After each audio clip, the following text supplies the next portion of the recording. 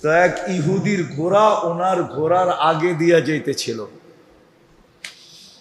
আমর ইবনুল আস রাদিয়াল্লাহু তাআলা আনহুর ছেলে ইহুদির পিঠে ছড়ি দিয়ে একটা আঘাত করে দিছে। ঘোড়া দৌড়ানোর লেগে একটা ছড়ি থাকে না, লাঠির মাথায় একটা সুতা বাঁধার মতো একটা গুঠলিয়ালা, ওটা দিয়ে পিঠে টাচ করে দিছে। যে কালকে স্বাধীন হইল, আমি গভর্নরের ছেলে, সেনাপ্রধানের ছেলে, তুই নাচি না আমার ঘোড়ার পাশ দিয়ে এইভাবে দৌড়ে যাইতেছস, একটু সমীহা করার তো দরকার ছিল তোর। ইহুদির এই আচরণ ভালো লাগে নাই। ও সিধা মদিনায় আসছে, আয়েশা ওমর রাদিয়াল্লাহু তাআলা আনহুর কাছে অভিযোগ করে দিছে যে আমিও তো একজন প্রতিযোগী ছিলাম, প্রতিযোগী, সেও প্রতিযোগী, আমিও প্রতিযোগী, প্রতিযোগিতার ভিতরে আমাকে বেইজ্জত করা ঠিক হয় নাই। আমি এটার বিচার চাই, আমি এটার বিচার চাই। ওমর রাদিয়াল্লাহু তাআলা আনহু চিঠি লিখছেন আমর ইবনে আস রাদিয়াল্লাহু তাআলা আনহুকে যে তুমিও আসবা, ছেলেকেও নিয়ে আসবা। তো চিঠি পায়া উনি বুঝা ফেলছেন যে কাহিনী মনে হয় কিছু ঘটে গেছেন, নাইলে এরকম ডাকা কেন ডাকবে। তো আয়েশা যখন দরবারে ঢুকতেছেন, উনি চিনে নাই, ছেলে চিনা ফেলছে, এটা তো ওই ইহুদি দাঁড়ায় আছে, মনে হয় ওই কিছু অভিযোগ করে দিছেন। তো ঢুকার পরে বলছে ইহুদিকে বলো তোমার অভিযোগ কি। তো অভিযোগ বলার পরে সিদ্ধান্ত শুনাইতেছেন, ওয়াদরিবহু কামা যারাবাকা, তোরে যেরকম মারছে এরকম মার, দরবারের মধ্যে মার। ওয়াখযুলহু কামা খাযালাকা, তোরে যেরকম বেইজ্জত করছে মদিনাবাসী সব সামনে, কারণ ওইখানে তো দরবার মানে মসজিদে নববীর বারিন্দায় হতো, পুরা মদিনা জমা, যেরকম বেইজ্জত করছে এরকম কর। তো ইহুদি মুস্কি হাসি দিয়া বলতেছে, না মারবো না, বেইজ্জত করব। আমার দেখার বিষয় ছিল, শুনতাম মুসলমানদের আমিরুল মুমিনিন বড় ন্যায় প্রায়ণ, এত ক্ষুদ্র বিষয় নিয়ে এরকম ইনসাফ করবে, এটা আমার ধারণাই ছিল না। হাতটা বাড়ান, মুসলমান হই। কত ক্ষুদ্র জিনিস তাকে মুসলমানে ঢুকায় দিছে। আজকে আমাদের উপরে আঙ্গুল উঠে, সারা দুনিয়া মুসলমানের উপরে আঙ্গুল উঠায়, অথচ আমরা ওদের সাথে প্রতিযোগিতা লাগায়া, যুবক তোমার পায়ে হাত রাখি, তুমি ওদের সাথে প্রতিযোগিতা লাগায় চুল পর্যন্ত কাটো ওদের স্টাইলে, ঠিক না? কাপড় পর্যন্ত পড়ো ওদের স্টাইলে, ঠিক না? বিয়ে শাদী সব ওদের স্টাইলে, ঠিক না? তারপরে তো আমাদের উপরে আঙ্গুল সারাদিন উঠায় না, উঠায় না? বলেন কেন উঠায়? এক যুবক তো নেটে না দেখা চুল কাটে না, সব যুবক তো নেটে দেখা চুল কাটে, সব মেয়েরা তো নেটে দেখা সাজগোজ করে, সব মেয়েরাই তো হাতের মেহেন্দি পর্যন্ত নেটে ডিজাইন দেখা লাগায়, পোশাক পর্যন্ত চয়েস করে নিজের নেটে দেখা, সবকিছু তো এখন নেটের মাধ্যমে হইতেছে। ওদের সাজে তো আমরা 24 ঘন্টা সাজলাম, তারপর তো বলতে পারতো তোরা যখন আমাদের রূপে রূপান্তরিত হয়ে গেছ তোদের উপরে আঙ্গুল উঠাবো না। আঙ্গুল তো উঠাই সুযোগ পাইলে বোলডোজার দিয়া সাইজ করে দেয়, ঠিক না? সত্য তো। আজকে আমরা বসবাসে তো ওদের সাথে প্রতিযোগিতা করতেছি, পোশাক আশাকে করতেছি, রূপ রেখায় করতেছি। আমি এটা নিয়ে বিরোধিতা দেখাইতেছি না, কিন্তু হ্যাঁ, শুধু বসবাস উপযোগী বানাইলেই মুসলমানদের যথেষ্ট ছিল না, আরো একটা করণীয় ছিল। আরো একটা করণীয় যদি মুসলমান করত, তাহলে বসবাসের পরিবেশ মুসলমানদেরকে কোনো ক্ষতি করতো না। আরেকটা পরিবেশ যদি মুসলমান করত, আফসোস না আমি বুঝাইতে পারলাম না, বুঝতে পারলাম না, বুঝাইতে পারলাম। আসলে সব দোষ আমারই, আমারই দোষ, আমি বুঝাইতেও পারি না, বুঝিও নাই। আরেকটা পরিবেশ যদি মুসলমান করত, সেটা হলো বসবাস উপযোগী পরিবেশের সাথে সাথে যদি মুসলমান নিজের পরিবেশটাকে দ্বীনি পরিবেশে রূপান্তরিত করত, দ্বীনি পরিবেশে, দ্বীনি পরিবেশে। চ্যালেঞ্জ আমার সাথে বাংলাদেশের 18 কোটি মানুষের চ্যালেঞ্জ। আমার টুপি সারা দুনিয়ায় যত প্রশংসা কুড়াইছে, এই টুপি চ্যালেঞ্জ কেউ আমাকে দেখাইতে পারবে না যে ওর কোনো পোশাক দুনিয়াতে একটা প্রশংসা কুড়ায় আনছে। চ্যালেঞ্জ, আমি মসজিদে বসে বলতেছি, খোলা চ্যালেঞ্জ। আমি 99 দেশ ঘুরা শুধু টুপির যত প্রশংসা কুড়ায় আনছি, টুপির। কেন অনেক এয়ারপোর্টে টুপি খুলতে বলে চেকিং এর সময়, আমার এই টুপি যত প্রশংসা কুড়াইছে, প্রশংসা। পোশাক তো কুড়াইছে। চ্যালেঞ্জ, কারো সাফারি 100 ভাগ না 1 লাখের 1 ভাগ পারছে কিনা কুড়াইতে। যে 30 লক্ষ টাকা দিয়ে জুতা পরে, ওর জুতোও কোনোদিন প্রশংসা কুড়াইতে পারে না। ওটা তো পায়ে থাকে, লক্ষ টাকার কোটি টাকার হলেই কি আসা যায়? ও তো পায়ে থাকে, কি না মাথায় থাকে? আচ্ছা, যদি মাথায় দিল,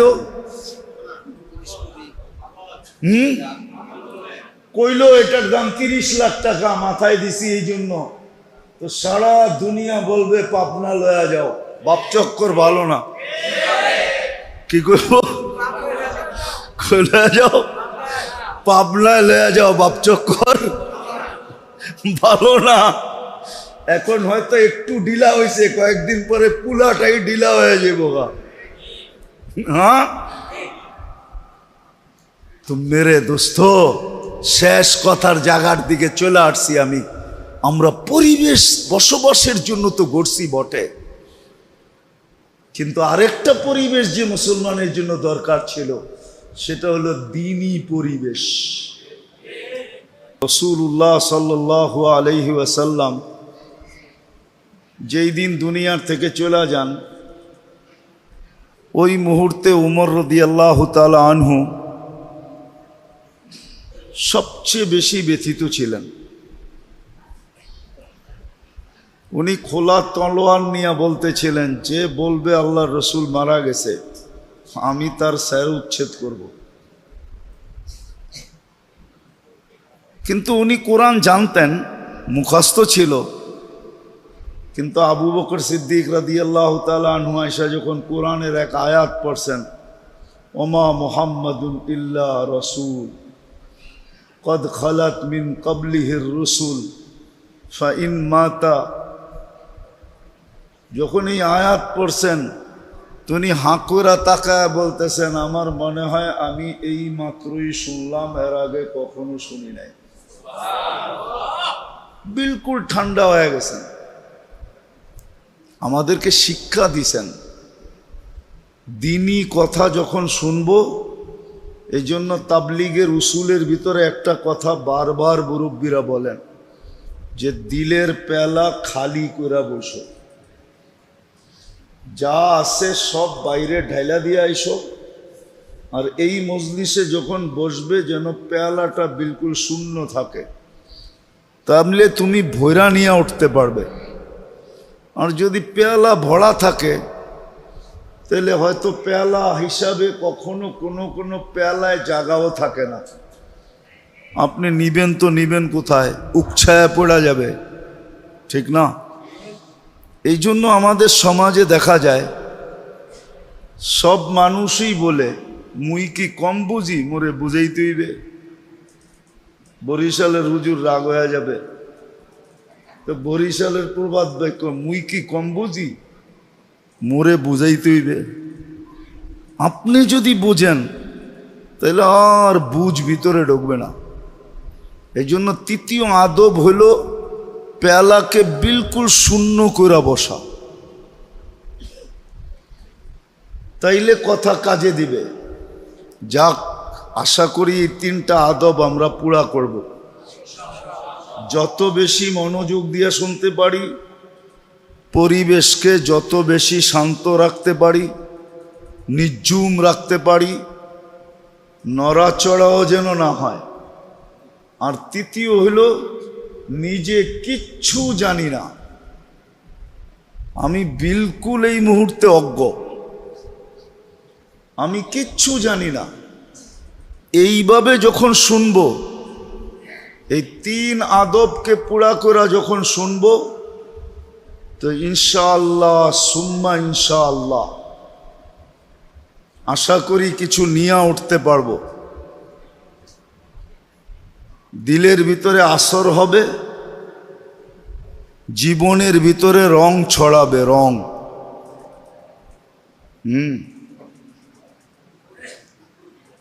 গ্রাণ নিজের ভিতরে থাকলে কি অপরকে গ্রাণ দেওয়া যায়? ফুলে যদি গ্রাণ না থাকে তাহলে কাউকে গ্রাণ দেওয়া যায় না। দেওয়া যায় নাকি? ঠিক তদ্রূপ এরকমই ভিতরে আসর হবে, শরীরে রং লাগবে, তখনই দেখবেন যে আপনার থেকে হাজারো মানুষ ঘ্রাণ নিবে, হাজারো মানুষ। এই জন্যই হাদিসে একটা ছোট্ট কথা আছে, তুবা লি আবদিন। কিছু লোক আছে দুনিয়াতে যাদেরকে আল্লাহ মঙ্গলের চাবিকাঠি বানাইছেন, যাদের থেকে মানুষ মঙ্গল পায়, মঙ্গল, অমঙ্গল পায় না। মিফতাহান লিল খায়ের, ওর থেকে ভালোই পায়, খারাপ কেউ পায় না। তা আল্লাহ ওর জন্য মালা রাখছেন, তুবা নামক মালা ওর জন্য রাখা আছে। আজকে হয়তো পড়াবে না, মরার পরে ওকে পড়ায় দিবে আল্লাহ। তো মানুষ ওর থেকে পাইতে থাকে। যেরকম ফুলের ভিতরে ঘ্রাণ, মানুষ ঘ্রাণ পাইতে থাকে, ঠিক কিছু লোক দুনিয়া এরকম আছে যাদের থেকে মানুষ ঘ্রাণ পাইতে থাকে।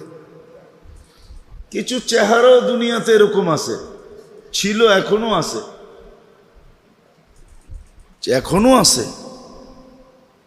চেহারা দেখা মানুষ মুসলমান হইতো, চেহারা দেখা এখনো আছে।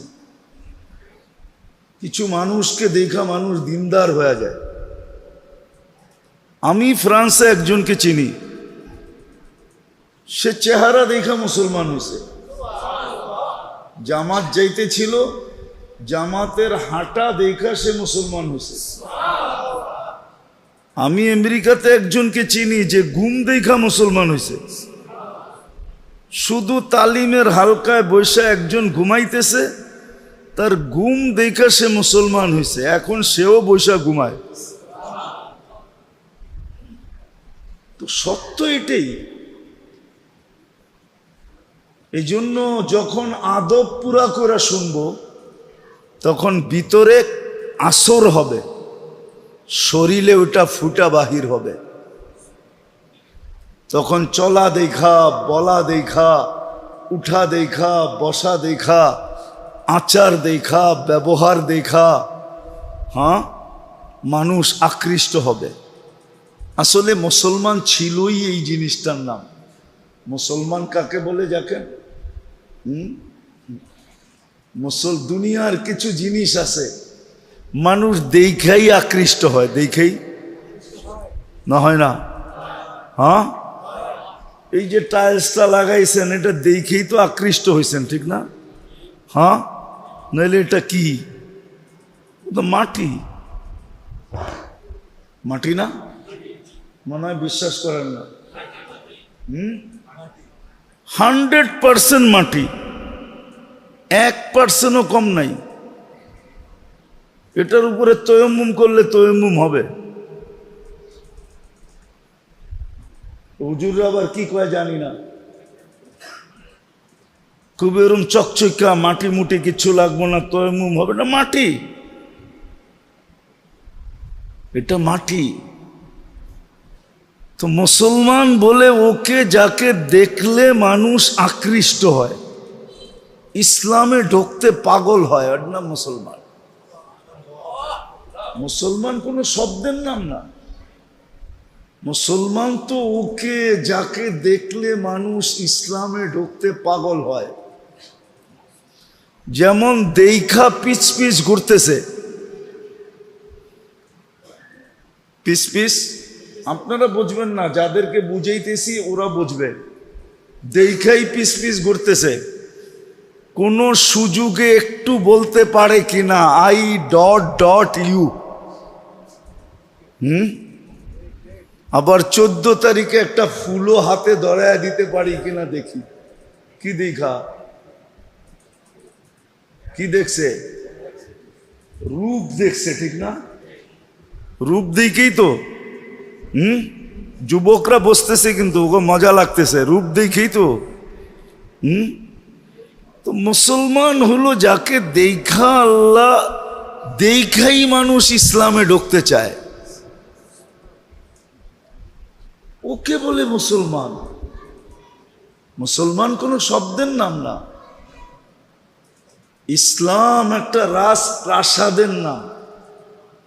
যেরকম দুনিয়ায় কিছু ঘর আছে যেগুলা নেটের ভিতরে সবচেয়ে বেশি ভাইরাল, সৌন্দর্যের দিক দিয়া, ডিজাইনের দিক দিয়া, সাজগোজের দিক দিয়া, আছে না এরকম কিছু ঘর, প্রাসাদ আছে না? ইসলাম একটা রাজপ্রাসাদের নাম, যেটা যে দেখবে সেই এটার ভিতরে ঢুকতে পাগল হবে। শুধু শুধু কোরআন বলে না ইয়াদখুলুনা ফি দীনিল্লাহি আফওয়াজা, যে একবার দেখবে ও ঢুকতে পাগল হবে। ইসলাম একটা রাজপ্রাসাদের নাম। এরকম একটা প্রাসাদ যেটা ডিজাইন একমাত্র আল্লাহ করছেন। ইসলামের ডিজাইন কে করছে? ডিজাইনার কে? না অন্য কেউ? আর্কিটেকচার কে? হ্যাঁ, আল্লাহ। ইসলাম এটার নাম। মুসলমান ওই ব্যক্তি যাকে দেখলে মানুষ ইসলামে ঢুকতে চায়। আরেকটা শব্দ বলি, যাকে দেখলে আল্লাহ মনে হয়।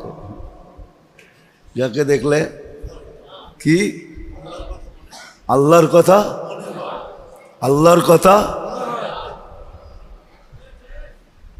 মুসলমানও আপনারা হয়তো শুনছেন এটা, যে যাকে দেখলে আল্লাহর কথা স্মরণ হয় সে আল্লাহওয়ালা। এটা শুনছেন না? হ্যাঁ হ্যাঁ, আল্লাহওয়ালা তো মুসলমানই হয় না, অন্য কেউ হয়? অন্য কেউ হয়? কে হয়? আমারটা অসুবিধা কি? মুসলমান ও যারে দেখলে আল্লাহ স্মরণ হয়, যে লোকটা এরকম, এর আল্লাহ জানি কিরকম। ইসলাম একটা শব্দের নাম না। এই জন্য মেরে আবারও বলতেছি, কিন্তু কথা এখনো শুরু হয় নাই, একটু পরে শুরু হবে। আদাব পুরা করে শুনবো তো ভিতরে ক্রিয়া হবে, শরীরে রং ছড়াবে। আজকে আফসোস তো এটাই, আফসোস তো এটাই, যাকে দেখা আল্লাহ চিনা যেত, যাকে দেখা আল্লাহ স্মরণ হইতো, যাকে দেখা আল্লাহ চিনা যেত, যাকে দেখা আল্লাহর পরিচয় পাওয়া যেত, যাকে দেখা আল্লাহর সন্ধান পাওয়া যেত, যেই ইসলাম দেখলে রাজপ্রাসাদ পর্যন্ত হার মাইনা মানুষের ভিতরে ঢুকতে পাগল হয়ে যেত, আজকে সারা দুনিয়া ওই মুসলমানের উপরে আঙ্গুল উঠায়। আফসোস তো আমার এইখানেই, কিন্তু আমার কাছে তো ভাষা নাই, জাদু নাই। যদি থাকতো এরকম, তাহলে আমি দুনিয়াকে বুঝায়া ছেড়া দিতাম যে মুসলমান কি জিনিস আর ইসলাম কি জিনিস। কিন্তু ভাষাও নাই, জাদুও জানি না। আজকে মুসলমান দেখা মানুষ আঙ্গুল উঠায়, ঠিক না? না উঠায় না? উঠায় না? সবচেয়ে বেশি দুনিয়ার আঙ্গুল কার উপরে? হ্যাঁ, বিজাতি তো উঠাই, এমনকি মুসলমান পর্যন্ত মুসলমানের উপরে আঙ্গুল উঠায়। বিজাতি তো অন্ধ হয়েছেই, এমনকি মুসলমানও অন্ধ হয়ে গেছে। আফসোস তো এইখানেই। অথচ মুসলমান তো ছিল ওই ব্যক্তি যাকে দেখলে আল্লাহ চিনা যেত, যাকে দেখলে আল্লাহ স্মরণ হইতো, যাকে দেখলে আল্লাহর পরিচয় পাওয়া যেত। ইসলাম তো ওই ধর্ম, ইসলাম তো ওই ধর্ম। আপনি একটা চিন্তা করেন, পিছনের একটা উদাহরণ দেই।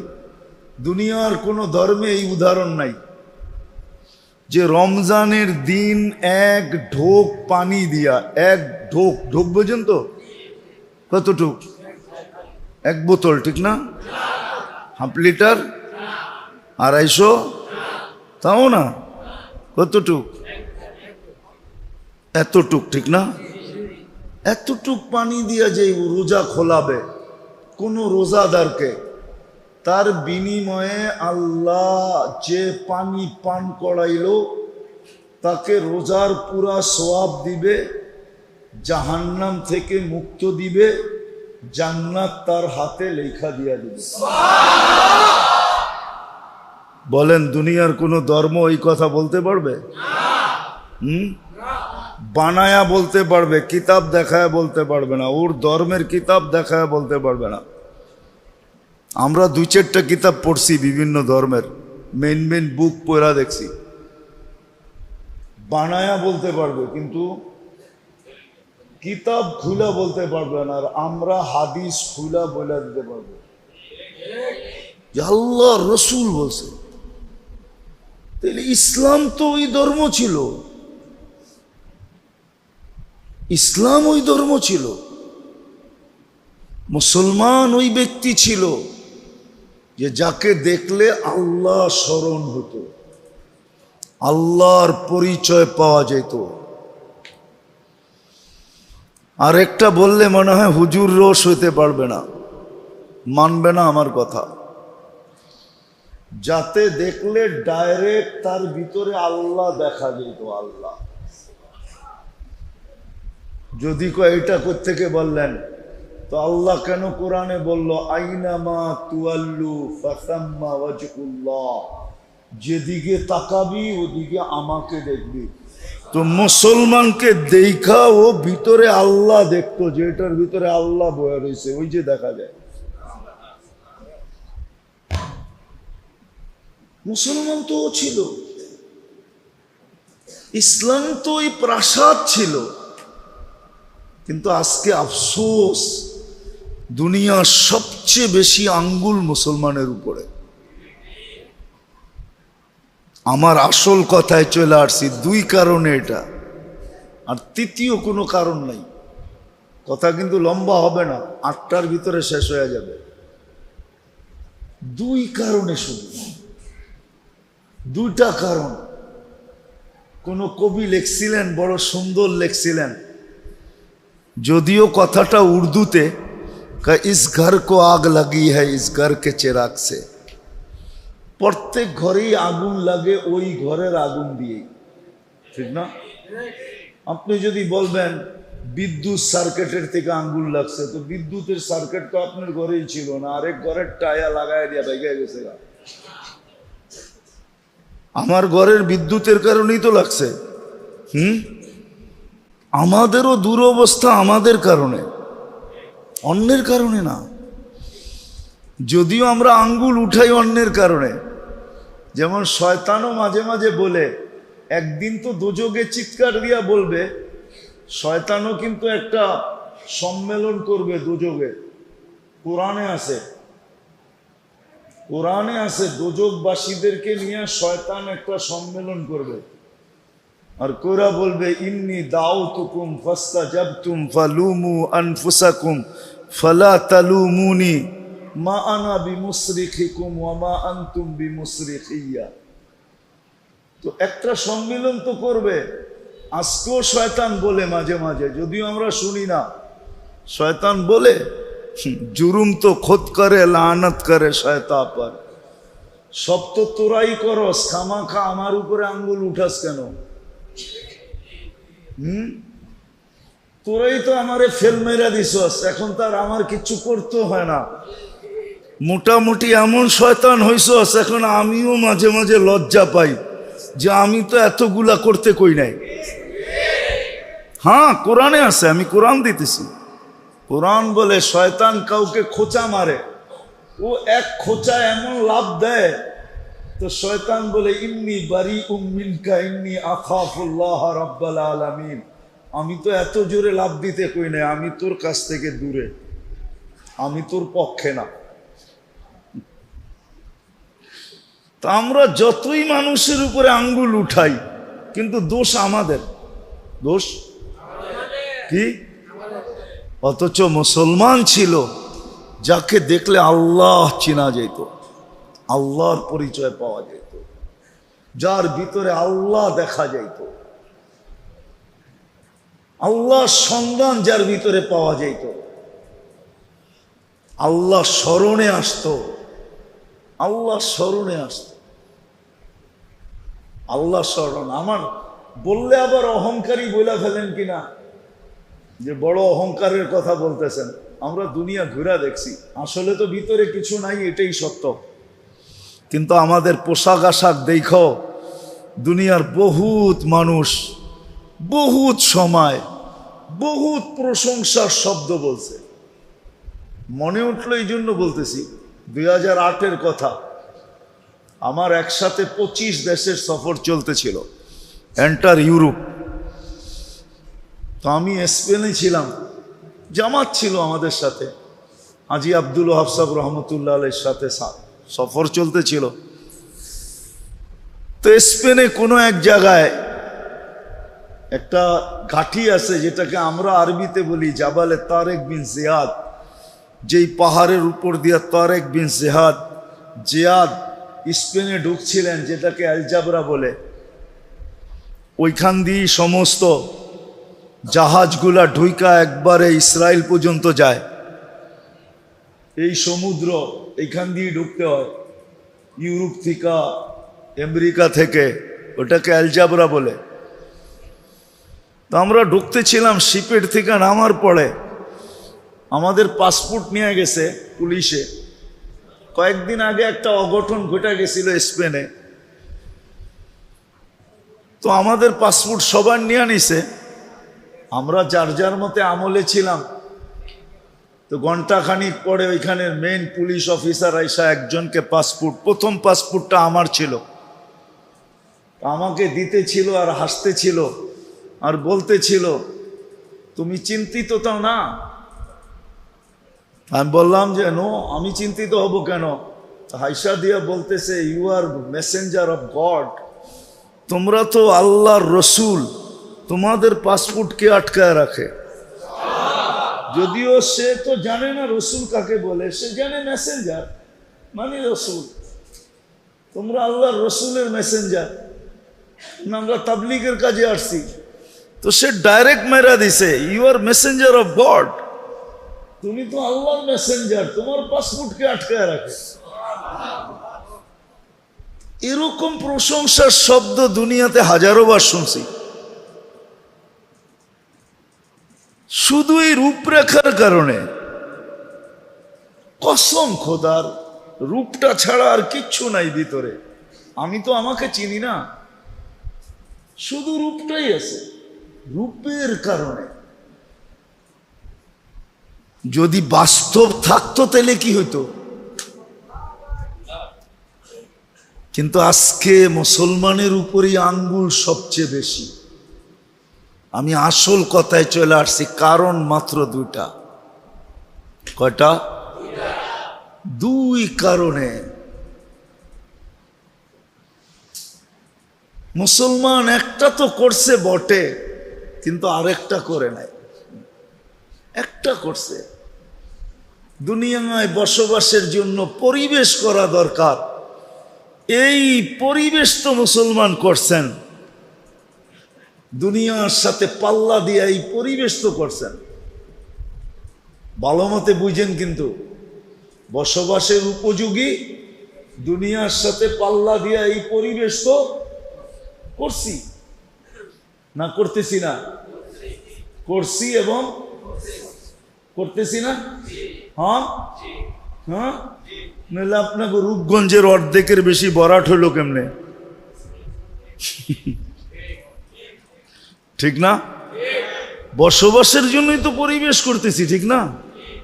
না মনে হয় বোঝেন নাই? কেউ আবার রাগ হয়ে গেলেন নাকি? রাগ হয়ে গেলেন? আজ থেকে 50 বছর আগের রূপগঞ্জের চিত্র কি ছিল? অরিজিনাল বাসিন্দারা বলতে পারবো এখানের চিত্র কি ছিল। বর্ষার চিত্র কি আর নন বর্ষার চিত্র কি, ঠিক না? দুটোই তো চিত্র হইতো। 6 মাস এক চিত্র, 6 মাস আরেক চিত্র, ঠিক না? হ্যাঁ, এখন তো রূপগঞ্জের রূপই পাল্টায় গেছে, ঠিক না? হ্যাঁ, আসলে রূপ এখন বাহির হইতেছে। এতদিন মাটির নিচে ছিল, এখন রূপগঞ্জের রূপ ফুটা উপরে বাহির হয়েছে। তো মুসলমান তো বসবাসের পরিবেশকে বানাইলো, পাল্লা দিয়া বানাইলো। আমার কথাটা ভালো মতে বোঝেন, আমরা কিন্তু পাল্লা দিয়া বসবাসের পরিবেশ বানাইতেছি। একসে এক ঘর সুন্দর, একসে এক ফার্নিচার সুন্দর, একসে এক আসবাবপত্র সুন্দর, একসে এক কোয়ালিটি ভাই কাপড় চোপড়, খাওয়া লওয়া। কোন গ্রাম আছে যেই গ্রামে ফাস্টফুড না পাওয়া যায়? কোন গ্রাম আছে যেই গ্রামে চাইনিজ না পাওয়া যায়? কোন গ্রাম আছে যেখানে দামি স্বামী জিনিস না পাওয়া যায়? সব পাওয়া যাইতেছে, ঠিক না? সব মিলতেছে, সব পাওয়া যাইতেছে, সব মিলতেছে, সব পাওয়া যাইতেছে। এটা তো পাল্লা দিয়া করতেছি, কিন্তু আফসোস মুসলমান আরেকটা জিনিস করেন নাই। বলতেছি, যদি আরেকটা জিনিস করত, আমি এই পরিবেশের বিরুদ্ধে না। আপনি ভাববেন যে আমি বুঝি পরিবেশের বিরুদ্ধে বলবো। না না না, মুসলমান থাকার জন্য বসবাসের পরিবেশ তো পাল্লা দিয়া বানাইতেছে, এতে কোনো নিষিদ্ধ না। সম্পদ দিছে, অর্থ দিছে, বানাইতে পারে, কিন্তু আরেকটা পরিবেশ মুসলমানের করা দরকার ছিল। আজকে ওই পরিবেশ না থাকার কারণে যাদেরকে দেখা দুনিয়া আল্লাহ চিনত, আল্লাহ যাদেরকে দেখা দুনিয়া আল্লাহ চিনত, যাদের ভিতরে তাকাইলে, দিকে তাকাইলে আল্লাহর পরিচয় পাওয়া যেত, পরিচয় পাওয়া যেত, যাদের কর্ম দেখা মানুষ ইসলামের ভিতরে ঢুকতে থাকতো। কর্ম দেখা, কর্ম, যাদের ছোট ছোট কর্ম দেখা, ছোট ছোট কর্ম। কি একটা কাহিনী মনে উঠলো, এই জন্য বলতেছি। আগে আমাদের দেশে রেস কোর্স ছিল, ঘোড়ার দৌড় হইতো। কোথায় হইতো এটা জানেন? ময়দানটা কোনটা?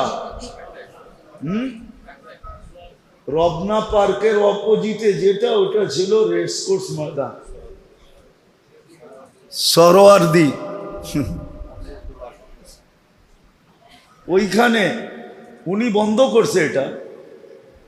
তো আগের যুগে ঘোড়া দৌড় হইতো।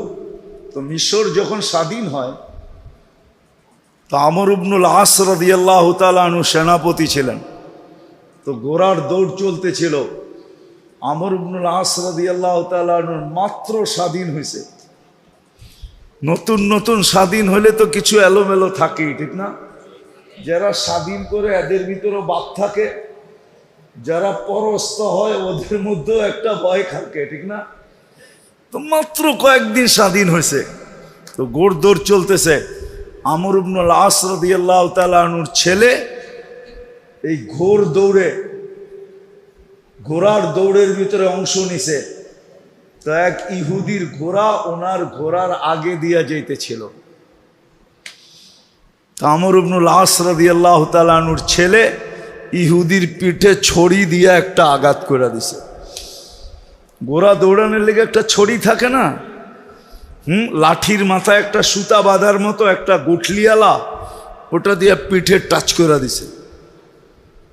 যে কালকে স্বাধীন হইল, আমি গভর্নরের ছেলে, সেনা প্রধানের ছেলে, তুই নাচি না আমার ঘোড়ার পাশ দিয়ে এইভাবে দৌড়ে যাইতেছস, একটু সমীহা করার তো দরকার ছিল তোর। ইহুদির এই আচরণ ভালো লাগে নাই। ও সিধা মদিনায় আসছে, আয়েশা ওমর রাদিয়াল্লাহু তাআলা আনহুর কাছে অভিযোগ করে দিছে যে আমিও তো একজন প্রতিযোগী ছিলাম, প্রতিযোগী, সেও প্রতিযোগী, আমিও প্রতিযোগী, প্রতিযোগিতার ভিতরে আমাকে বেইজ্জত করা ঠিক হয় নাই। আমি এটার বিচার চাই, আমি এটার বিচার চাই। ওমর রাদিয়াল্লাহু তাআলা আনহু চিঠি লিখছেন আমর ইবনে আস রাদিয়াল্লাহু তাআলা আনহুকে, যে তুমিও আসবা, ছেলেকেও নিয়ে আসবা। তো চিঠি পায়া উনি বুঝা ফেলছেন যে কাহিনী মনে হয় কিছু ঘটে গেছেন, নাইলে এরকম ডাকা কেন ডাকবে।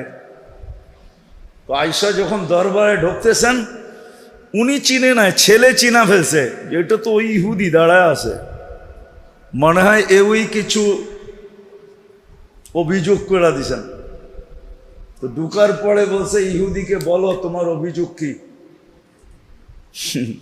তো অভিযোগ বলার পরে সিদ্ধান্ত শুনাইতেছেন, অদরিবহু কামা যারাবাকা, তোরে যেরকম মারছে এরকম মার, দরবারের মধ্যে মার।